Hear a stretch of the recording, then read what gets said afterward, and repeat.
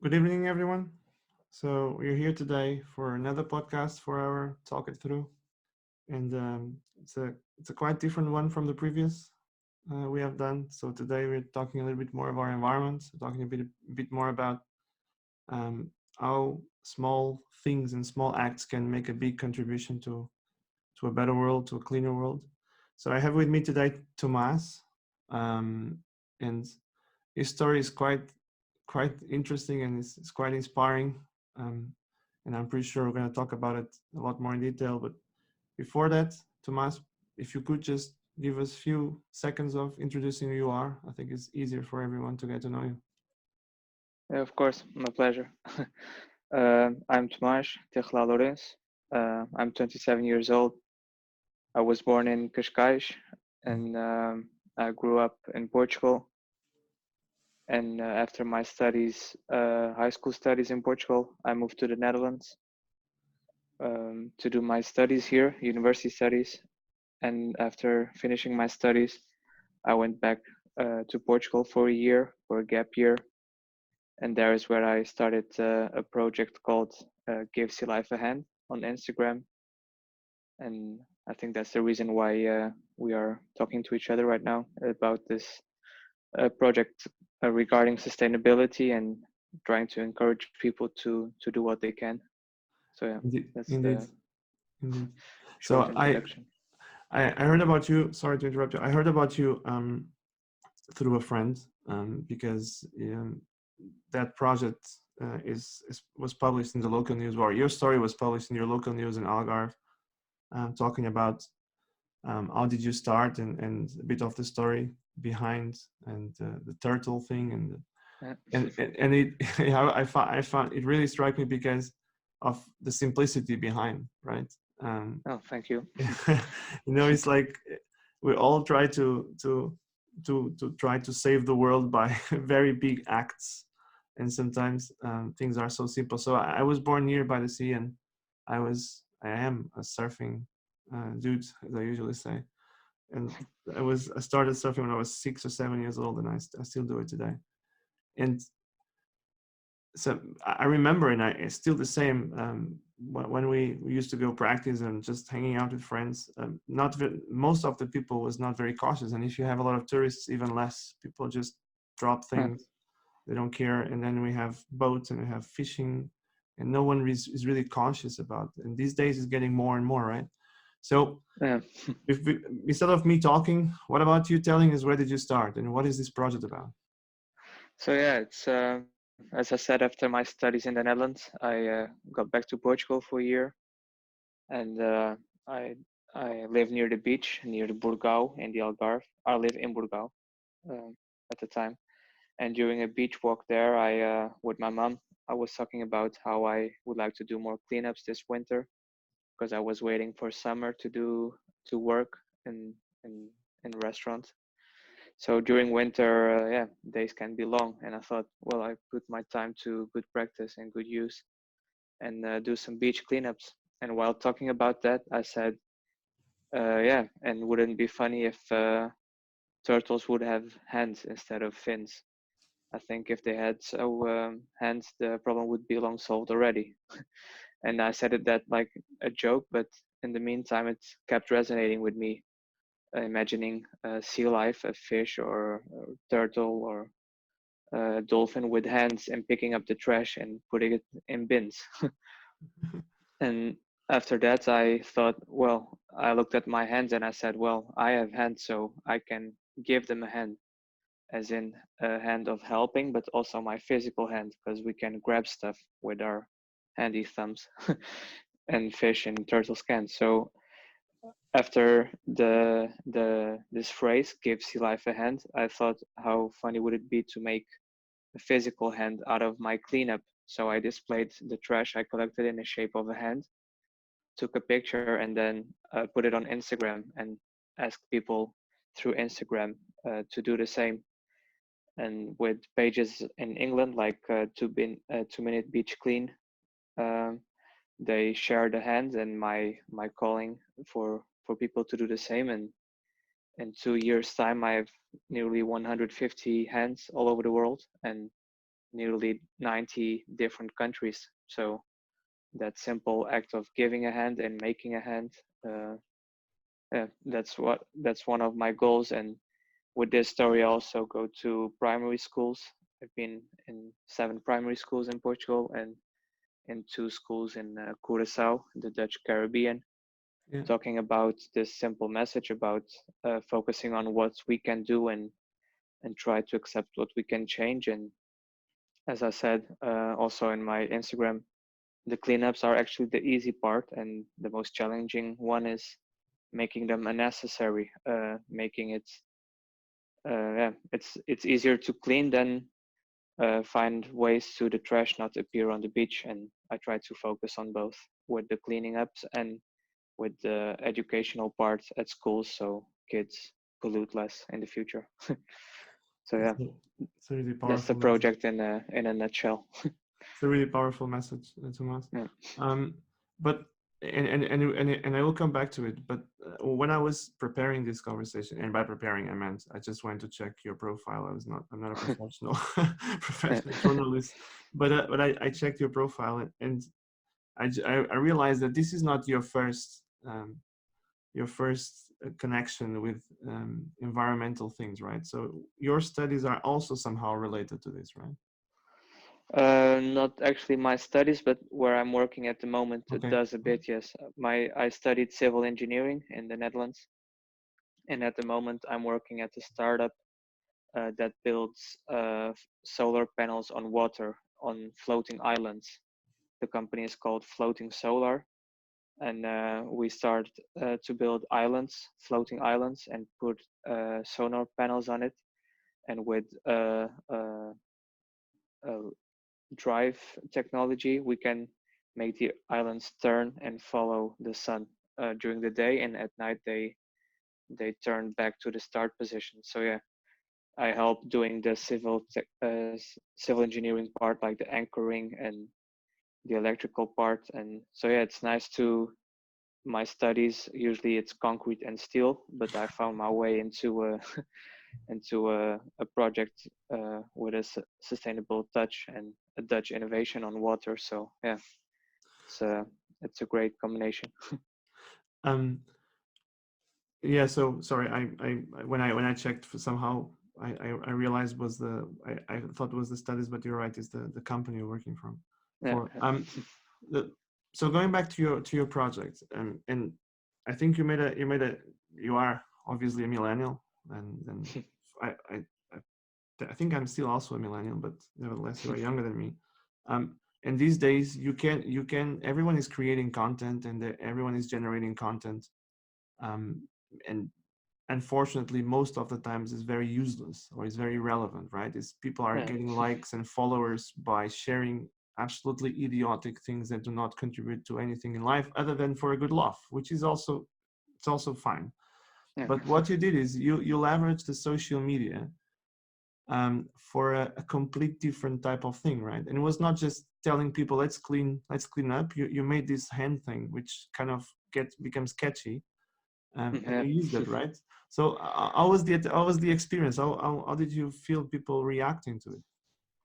Yeah, the most fun part, or the most yeah, the part I enjoy the most is when I ask people uh, to do a hand or invite them to make a hand, and then they go to the beach where they've been like a million times before, and then they say, "I didn't know there was so much trash." It's remarkable what you can find when you uh, trying to find it, and not just a walk by. But if you're on a mission, let's say, they said it's unbelievable what you can find, and that they even say that the small hand they made, it's like yeah, they could make a really much bigger one. So that's the fun part, that once people get focused on the problem, that they will start seeing it, which is such invisible. And what I also find important on the part of making a hand, because making a cleanup is already really good, but taking the time to make the hand, you start to get to see what you actually caught. And it's not like put everything in a bag and throw the bag away or recycle if possible, but you spend like 10-15 minutes making a cool hand, and then you realize, oh, I have 10 times, I found 10 times this, or how can I find this on the beach? Or there's like this time to reflect. For example, a lot of times, I don't know if you know this, but you can find loads of cotton buds at the beach. Yeah, yeah. And uh, people also then ask me, how is that possible? And that's like a nice start to a conversation, and explain them that people throw it in the toilet, and through the sewage system it gets into waterways, and waterways connect to the oceans. So then you'll find the cotton buds at the beach. So it's nice that they then all of a sudden realize that their toilet is connected with the oceans, which is It's not funny something enough. people. Not yeah, not a lot of people think about that before making a hand. So yeah, there are some nice stories that Well, I must evolved admit, from making a hand. I did not think about it until you tell me now. Yeah. So So I you're welcome. yes, this was already worth. Yeah, I have seen some of the hands. I have not seen it all, and yeah, people have done it with plastic bottles. They have done it with cigarettes. I yeah, seen a super interesting one in the somehow it's all made with cigarettes. yeah. Um, Cigarettes is the number one polluting item, I think, yes, and indeed, because it's people don't care. They just drop it in the sand and that's it. yeah, and it's really yeah. I've made one in Utrecht in 1 hour with a friend. We collected 1,600 in 1 hour, two people. Sixteen With hundred. yeah, with Sophie Spheres from Creative Planet. She has a really cool Instagram page where she does Photoshop using plastics and ocean pictures. So it's yeah, we joined for a cleanup, and in 1 hour we had 1,600. But yeah, also the characteristics of a cigarette butt are really yeah, awful for sea life because they float, and turtles think it's food, and once they eat the cigarette butt, um, they cannot eat anymore because it gets stuck in their channel. Oh, And really? what happens is they cannot eat anymore, and then their Yeah. insides start to yeah die slowly and start to inflate. And what happens is that then you see turtles floating, and they cannot dive to eat, and then they end up dying floating on the surface. So yeah, the characteristics of the cigarette butt is yeah, it's not the most Really? ideal one. And they also at the end start to get white, so in the sand you don't see them that quickly. So that's a good example of when I say when you look for trash you will find it, and if you don't look at it you won't see it in on white sand. So yeah, that's a good example of it. You know, I don't know if you shared it, but I think you shared with me now the toilet. You shared the turtles. Those as those examples are very very powerful, and I did not know both of it, and I'm not an environmentalist or a biologist, so I'm a social scientist, and human beings are already complicated enough. Yeah. Um, but it's some just by you telling me that story about that thing about the turtles is man, that's powerful. Because uh, people I don't even realize, you know, that it's interesting. We all talk about, and I work for AP Moller-Maersk, right? So we all talk about cleaning up the oceans with these massive ocean cleanup um, yeah, activities and removing the plastic from the ocean. That those are big activities. What you're talking here is a simple cigarette. yeah. We tend to overshoot a lot in these things, and we're just talking about cleaning the cigarettes from the beach. It's not that complicated, right? No, and it's something you can do, and it doesn't cost money. It's just time. And for me it's even been important for me that like carrying out a beach cleanup, if it's with friends or alone, it's quite like meditation or therapeutical. And at the end you do something good for the nature, and you also feel good yourself. And yeah, it's not rocket science. And I always try to yeah, I know it can be really yeah, why should you do a cleanup because it's there's millions of trillions of pieces of plastic, and that's true, but that's not an excuse to stop doing what you can. And of course I would be lying if sometimes I also do a cleanup and think yeah, why bother. But yeah, at the same time I a few seconds later I just continue because I know it's what I can do, and I try to encourage to do people the same, and at the same time also try to pollute less, because we can't keep on cleaning. And the projects you said, the ocean cleanup, it's actually by a fellow Dutchman, Yeah, is it Boyan brother? Slat, Yeah, and a entire team based in San Francisco, I think, and in Delft here in the Netherlands. correct. And it's a wonderful project. Don't get me wrong, but um, at the meantime, we also have, and they do that as well. I'm aware of that. Spend time educating, because you can clean it up in the ocean, but then there's like sort of excuse that you can say like, yeah, I can keep polluting because Boyan will clean it up.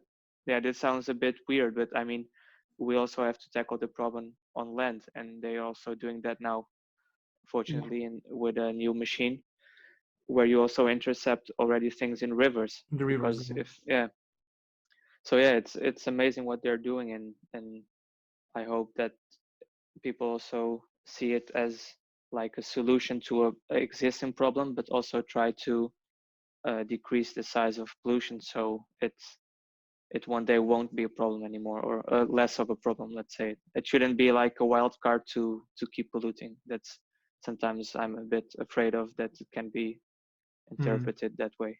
yes, I was in Rotterdam a few days ago to the just took my daughter to the Maritime Museum.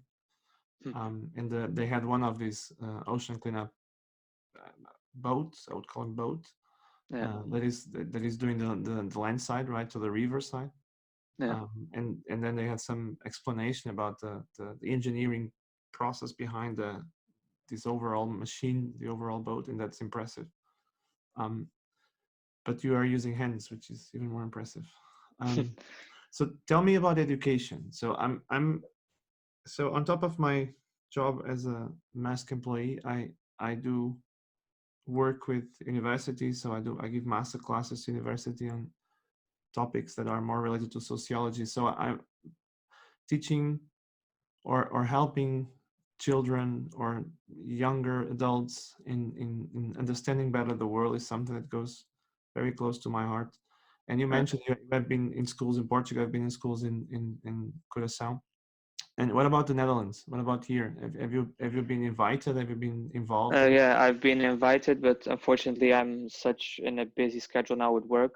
Being a startup, it's complicated to also, I have to translate the PowerPoints I have, and I have to study them in Dutch. But I fortunately I've got invites, and that's is something I would like to do in the near future for sure, because it's the thing that gives me the most, yeah, energy, and it's yeah, it's really cool because I also learn a lot. That's always also my how I start the conversation is not hi, I'm Thomas and I'm going to teach you something. It's more hi, I'm Thomas and I would like to also hear your opinion on this problem and how you think you can solve them. And maybe I can take you through how I do the talks. And usually I start with a picture of a lot of things I collected at Burgau Beach, Mhm. and then I invite them to the board and ask them what you see in this picture. And that picture has like loads of things like the cigarette butts, plastic caps, the cotton, the Q-tips, cotton buds, shoes, pencils, toys, everything. And then I ask them, and that's like the starting point. And then I explain the toilet story, for example, or the turtle story. And then I explain them that I collected this in a few hours. So imagine what you can do together. And then also share them tips on how to reduce the plastic pollution. And my experience is when I show them the picture, and I'm talking about kids like 6 7 years, they are really smart, as in they say, yeah, this is a really big problem because if the fish eat this and I eat the fish, I end up eating plastic, which is, yeah, I find it really logical, and I was surprised they already saw that far, to be honest. But then when I say, how do you think we can solve this problem? 9 out of 10 times, kids say recycle, and that's where I think the power of the talk is, because then it's the perfect bridge to explain the 3 R's, or the 4 R's actually: the refuse, reduce, reuse, recycle. And recycle is actually the last one. and then I explain them that those R's are in the order of importance, and also in a chronological order. First, you try to reduce your waste, then you try to reuse, if you can reuse a bottle, and then when the bottle is like, let's say, broken, you recycle it. And what I tend to find is that kids are really aware of the recycling part, and recycling is good, but there's like a last step, what I always say. And then I talk about the most important R, which is the R from refuse. And then I explain you can refuse single-use plastic by using a glass bottle or aluminium bottle, or by using other stuff other than plastic. And if you can't use something different than plastic, then try to be aware of how much you use. And yes, at the end, recycle it. But recycling is not the solution for to decrease the plastic pollution on beaches. It helps, but as I said, the final station and not the first step you should take. But isn't that because, and I'm just making a big assumption just as a disclaimer, but isn't that because um, very likely there is a lack of engagement from schools or parents to better understand what is the preventive type of behavior you can have, right? So, and I'm talking Yeah, on myself, right? So if my daughter asks me, I will probably, the first thing I would say, probably now a bit less because I also got myself informed, but not so long time ago I would say recycle, because yeah, that's what we have learned over time and what we have heard over time over and over.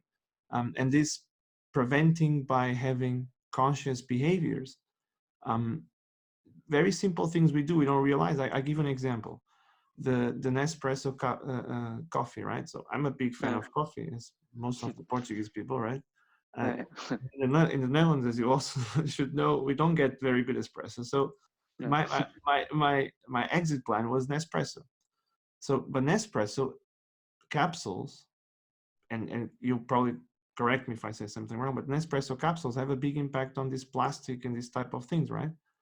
yeah. Um, They are made of aluminium and they are recyclable. But the example I always give, trying to explain where recycling is not the answer, because I also get that asked a lot through questions on Instagram. Like, yeah, what's the problem of me drinking from a plastic bottle if I recycle it? And I said, well, there's actually not a big problem, but imagine you using a bottle every day for 7 days and you recycle those 7 bottles. And let's say you are in the Algarve, let's say you are in Brugau, where I lived. mhm, Those recycled plastic bottles have to be collected by a diesel truck and they are transported to Portimão. There they are shredded and compacted, and then they are sold to the highest bidder. So it can be that a company in Spain buys that plastic to recycle. So it has to be transported to Spain, be recycled there, and let's imagine it's made a bottle again. Then the bottle has to be filled with water again and transported again to Burgao. So, and all of a sudden, that recycling process is not that green anymore, so to say. And imagine if by not buying 7 plastic bottles, I buy a more rigid plastic one or a glass one yeah. and fill that with water or filtered water every day. So yeah, recycle should be only used when the bottle is at the end of its life cycle, and not as in, yeah, I'm recycling so I can buy whatever. Yeah. So the same with Nespresso, like, and the thing also with plastic pollution, in this case aluminium pollution, a lot of it is because of its easiness, of its simpleness, because it's easy to make coffee that way, it's quicker. So, but you end up making a lot of yeah, unnecessary trash, because if you have a normal, let's say, espresso machine, the only rest product you've got is the coffee, yeah, coffee grounds. So Coffee brings you. yeah, so yeah, I know that they have this campaign to recycle, but I'm afraid the percentage that ends up being recycled, it's not that high. And actually, recycling aluminium is easier and better than recycling plastic, because that's also a big challenge when talking about plastic. There are like there are actually dozens of types of plastic, but actually they usually talk about 8 types, and type 8 being the rest. So the first 7 is hard plastic, soft plastic.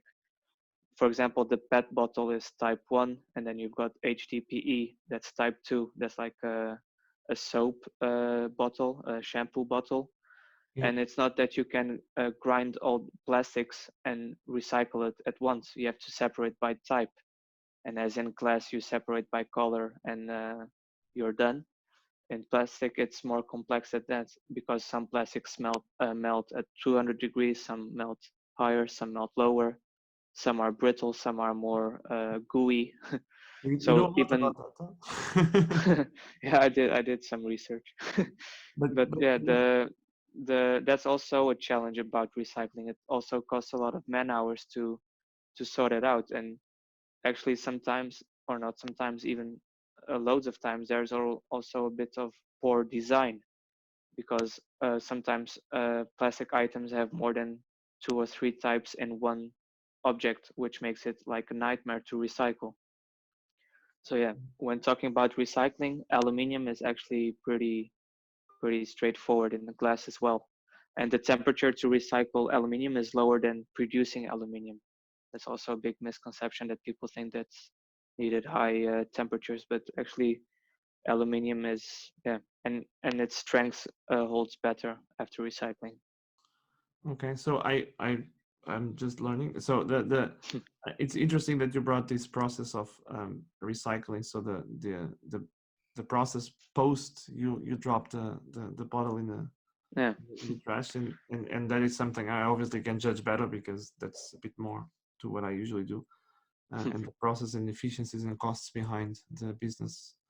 And in fact, the you said something very interesting is that we buy 20 bottles and you say we did our part because we dropped it in the In the recycling bin, recycle bin. Yeah. but then there is a massive cost behind to operate that recycling, and a lot of those processes are not exactly very green, No. uh, and a lot of the cars and the trucks are not very green, and therefore it is the 4 R's you used are super interesting, and I will look for it because it's important to reduce and not just recycle, right?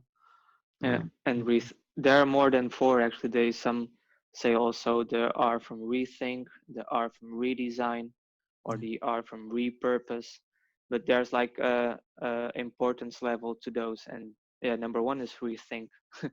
But yeah, refuse, it's in much higher importance than recycle. And yeah, I invite you to look it up, and they'll give cool examples what they mean with each of the R's. And getting back to the recycling part, it's also, yeah, the logistics behind it, and it can be, yeah, solved by just replacing or changing the material of your bottle, and No, then all the steps after that are not needed anymore. we will have few podcasts with also with other people working in the same areas, and I encourage you to listen. We'll have one with a Spanish woman called Maria. She has created a company called Plasticov, and it's also super interesting. And I will make sure that I also connect you, as I have done it also. Oh, I have thank also you. connected you with Ricardo Diniz, which is a Portuguese solo sailor that is doing a lot of work and bringing awareness about. Is all is a solo sailor, right? So it's all about uh, water, and yeah, that would be great. Yeah. he has fantastic stories. If you search about him, he's a very famous solo sailor in Portugal. And I'm super inspired by your by your details, by the way, and because Oh, thank you. it's not just what is really important here is we have, and I had a podcast this morning or yesterday already with Chris, a photographer, and we were talking about people that are doing things sometimes just for branding, right? And this Instagram wave of wanting followers and likes, and Uh, anyone that listens to this podcast knows that that's definitely not what you're doing because you know way too much for someone that is just looking for followers, and that uh, is so those are great news, man. We need these type of things. Um, Yeah, and also a lot of the cleanups I do, I don't post them or make a hand out of them. At some point, I hope the message is clear, yes. and I'm not doing a hand of everything I do and collect. Tomas, Yeah. so I'm for the record, I'm having Tomas on the phone, so he's connecting from a phone. So every time if you feel the connection and the sound is a bit less produced, is because we are doing this podcast remotely. Tomas, Yeah. we are running out of time, but I usually I ask people because this program is called Talk It Through, so we are talking it Yeah. through. We are talking it through, and we're talking it through with you. So I always ask people to leave a last message, an advice, a statement that you would like people to remember when they finish this as well. This is something I would take as an inspiring message. Hmm. So if you have something that you would like to share with us, that's your time. Yeah. Well, thank you for the opportunity, and actually, it's yeah what I usually also end the my talks with, or these kinds of conversations, is actually pretty simple. Is try to do what you can and accept what you can change. And by that I mean even if it doesn't sound uh, that it solves anything, just do your part. For example, the example I usually give is me and a group of friends. We were like 10. We did a beach cleanup in Praia dos Rebolos, next to the beach of Burgao, and it took us all day to catch 1,800 bottles of PET bottles, and that's a hand I made with. We even needed a drone to shoot that hand, but I also did the math on that, and 1,600 bottles is what Coca-Cola produces in less than half a second. So you could imagine, like, why bother clean 8 hours with 10 friends and just collect what Coca-Cola produces in half a second. But yeah, those bottles would end up being there as well if I didn't do nothing. So yeah, try to focus on what you can do and accept that you can change how Coca-Cola works overnight, and try to focus on the small things. And I'm a firm believer that they sure add up to big to big amounts. So Tomas, yeah, long story short, that's what I would like to say to talk it through. and I think was a very powerful statement, and I'm, I'm hoping that more people listens to you and follow your inspiration, your inspiring story.